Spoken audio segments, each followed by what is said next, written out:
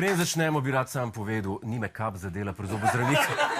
Pri zobozdravniku sem bil 1 uro nazaj, dobil sem injekcijo, super, Vidmar, Rožna dolina. Pejte, če ne drugega zaradi injekcije, ki prebijajo. Velika noč je za nami in ta pa je bila velika.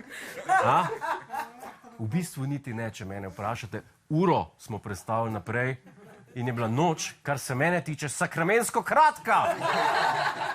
Tako da, dajmo zdaj počakati vse tiste, ki so pozabili uro predstaviti, da tako da eno uro smo frej. Kaj ste kaj počeli? Ste predstavili kazalce? Ste? A mi lahko nekdo pokaže, jaz se mučim, pa ne gre. Najedli ste se? Kaj pa prebavili, to pa ne, ne? Voham.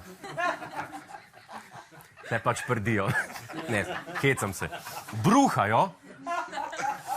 Pa ljudje odkrivajo, kar mislijo, da so bombe okrog, v bistvu so pa prenažrti občani, ki obležijo. Res. Poglejte si na prispevku.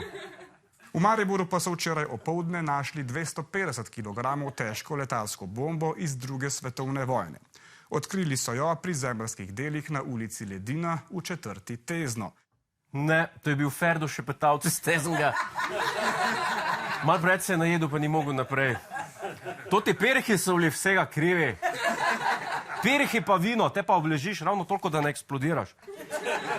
Kaj ne reč? Ministrstvo za zdravje opozarja, ne? Opozarja za vse razne hrane. Kaj je to? In medtem, ko smo se mi zalagali s šunko in pirhi in hrenom in čokoladnimi zajci in s čim še. Kaj ste širili? Smo vadili na vaji, vse v scenariju. No, medtem so nas napadli Rusi. Ruska hekerska skupina Cyber Army Russia Reborn pa je na omrežju X napovedala vojno proti Sloveniji. Napad so včeraj začeli na spletni strani predsednice Republike Slovenije, ki je bila več ur nedosegljiva. Nato so nehale delovati vladne spletne strani. Za tarčo pa so se izbrali tudi spletno stran Radiotelevizije Slovenija. Ja, toliko je manjkalo, pa bi ostali brez predsednice, brez vlade in brez RTV-ja. Kaj bi pa pol? Kdo bi pol bowlu? Kdo bi skrbel, da cela država stavka in protestira? Kje bi pol gledali koprodukcijske umetniške filme ob sredah ob 2 zjutraj? Kje? Trda bi nam predla, vam povem. Zato naprošamo vse, ki na internetu opazijo sumljive osebe z ruskim dialektom, ki rinajo v njihove Windowse, da jih takoj prijavijo na najbližjo številko policije ali pa pokličejo 113. A 113 tudi stavka, kdo ve? V glavnem, jaz vem, da 113 v Ameriki gotovo ne stavka. Tam so prejšnji teden imeli polne roke dela z največjim policijskim pregonom v zgodovini.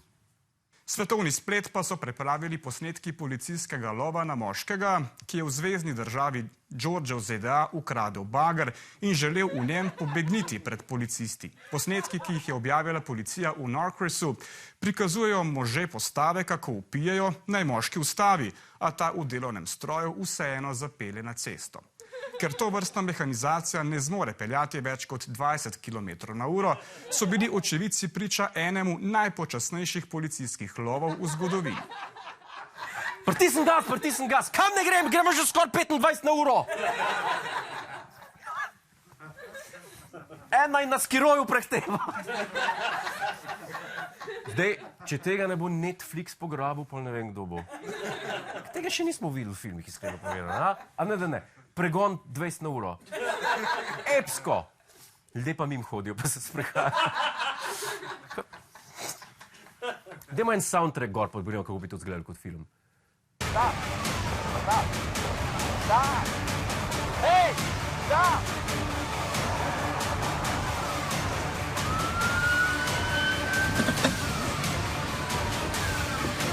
Should be updated. I've got the sanitation truck, large structure, which is our best bet.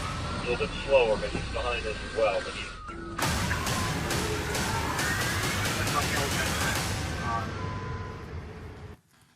To je en tistih filmov, ki se začnejo zelo počas, pa se pa čisto ustavijo.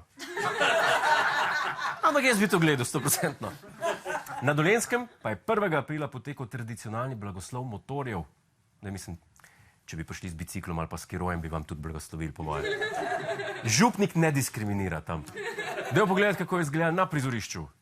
Osrednji del srečanja z blagoslovom motorjev s pozdravnimi nagovori in kulturno-zabavnim sporedom so začeli kot običajno po praznični maši ob 11. uri, s svojim obiskom pa je dogodek počastila tudi predsednica Nataša Pirc-Musar. Anonimen motorist je enkrat rekel, ko sedeš na motocikl, vklopi možgane in pazi na tiste, ki tega še niso storili. Ne, res je, motor sem prodal, imam pa namen čez čas kupiti novega, ampak bo čopar, dirko pa ne bo več.